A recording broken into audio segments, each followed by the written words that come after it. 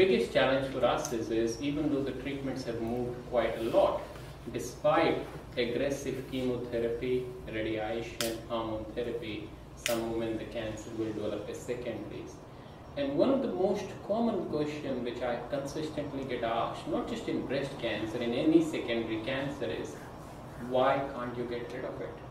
And that's why I just thought I'll give you a very simple explanation, which is sort of I found, which I constructed over the years, treating number of patients of different cancer types, which I found helps people to understand what's going on. And it elevates a lot of anxiety, because sometimes the impression I've gotten over the years is some patients think my cancer is curable, but they're not doing surgery. So they're busy, they're too busy, they're not doing surgery, but I should have had surgery and it would get rid of it. And so I thought I'll just briefly explain you a very simple thing. So let's say this is a nice little backyard of ours.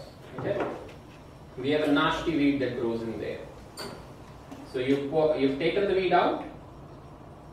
You can't find any seeds of weed anywhere in the backyard after you've done it. And this, however, weeks or months later, the seeds of the weed start popping everywhere. So after you've taken the weed out, you looked everywhere, they were not there, yet the seeds presented light on. And how did they go there? So when the weed was there, it flowers, sheds its seeds, they travel via air into different parts of the backyard, often your neighbor's backyards, and they go and settle there. Taking this weed out does not stop these weeds from growing, because each of them are growing independently to each other. So it's a very important concept. If you take this out, it does not mean you've killed off the seeds. And these seeds are growing independently, and just because you could not see a seed does not mean it is not there. It's just it's so small you can't see it. Even if you saw the seed, you cannot tell with any certainty whether it's going to grow over time or not, because some of the seeds will never grow. And in fact, studies have shown that women with early stage breast cancer may have seeds of breast cancer in their bone marrow, and it may not grow in their lifetime. Yet in some cases, the weeds will start growing. So similarly, cancers like a weed uncontrolled growth in the body. It starts off tiny and it grows. Like babies from one tiny cell into a big baby, cancer starts off tiny and it grows. And one of those cells is 50 times smaller than the tip of our hair. And each of this cell has a DNA which is 30,000 genes and things. So those cells are growing. And the only property is they keep on growing, they can never die off. So as those cancer cells grow, bits of it break off. And these bits will spread via 2-3 ways. So lymph glands, blood supply into different parts of the body. So if you have early stage breast cancer, often the lymph nodes are involved. You take all that out, but there may be seeds which might have traveled via blood supply into other parts of the body. And like taking this weed out does not stop the seeds from growing, taking this out does not stop the seeds of breast cancer from growing. And in some cases, those seeds will come back. And that is how is the start of secondary breast cancer. Now, one of the biggest and most important question is why can't we get rid of it?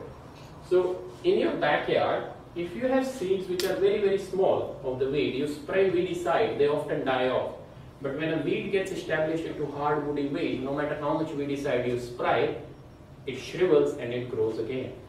In other terms, when a weed becomes established, it is very hard to get rid of it. And the weedicide you spray and the amount of weedicide you spray is limited by the amount of damage you can do to the healthy grass. Because every time you spray a weedicide, the grass also gets a hit. There is no point in killing the weed if all your lawn dies off as well. In your turf, the solution is you get rid of all the grass, get rid of all the weeds, spray weedicide, a few weeks later put on a new turf. In human body, that's equivalent to having a transplant from top to bottom. They're not that advanced. So in other terms, if a cancer is microscopic, as in after surgery, in some patients when we give chemotherapy, which is chemo given after surgery, we can sometimes cure patients.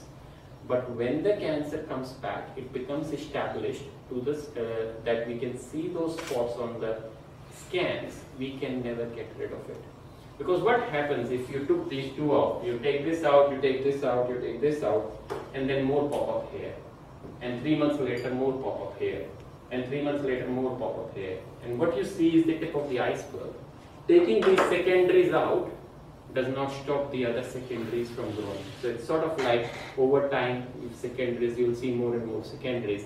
And different weeds, even though they started from the same thing, they may be a little bit different. Some may be faster growing, some may be slower growing.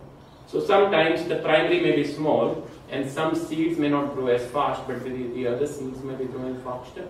And as we realize and we do research about patients' tumors, genes, DNA, we realize that the cancer changes over time. So the same patient, when we've done, there is now evidence and research that you do biopsy at baseline of early stage breast cancer. Patients develop a secondary breast cancer, you do biopsy, do genetic analysis, and patients have new mutations. So not only is this disease changing, there are also hidden seeds in many areas, and plus also the other important thing is the amount of chemo we can give our patients is limited by amount of damage we can do to healthy body tissue.